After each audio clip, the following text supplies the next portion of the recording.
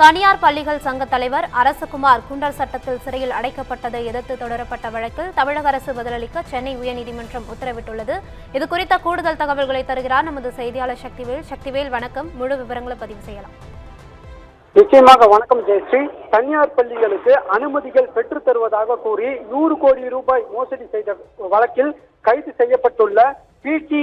அரசகுமாரை குண்டர் சட்டத்தில்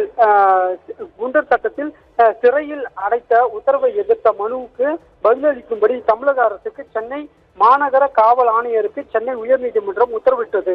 தனியார் பள்ளிகளுக்கு நிரந்தர அங்கீகாரம், பிடிசி, டிடிசி அப்ரூவ் மற்றும் சிஎம்டிஏ அனுமதிகள் மற்றும் பிற சட்டப்பூர்வ அனுமதிகளை பெற்றுத் தருவதாக கூறி தமிழகம் முழுவதும் பல தனியார் பள்ளி நிர்வாகிகளிடம் இருந்து 100 கோடி ரூபாய் வரை வசூலித்து மோசடி செய்ததாக தனியார் பள்ளிகள் சங்க தலைவர் அரசகுமார் உள்ளிட்ட நிர்வாகிகளுக்கு எதிராக சென்னை மத்திய குற்றப்பிரிவு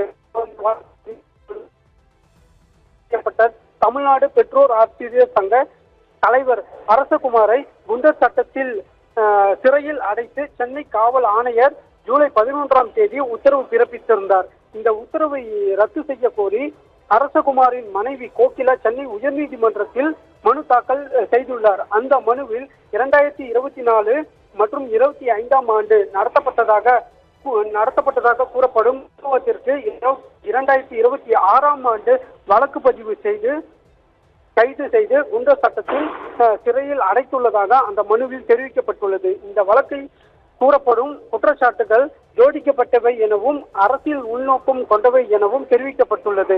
இந்த மனுவை விசாரித்த நீதிபதிகள் அனிதா சுமந்த் மற்றும் சுந்தர் மோகனன் அமர்வு 4 வாரங்களுக்குள் பதிலளிக்கும்படி தமிழக அரசுக்கு காவல்துறையினருக்கும் உத்தரவிட்டுள்ளது. ஜெயஸ்ரீ.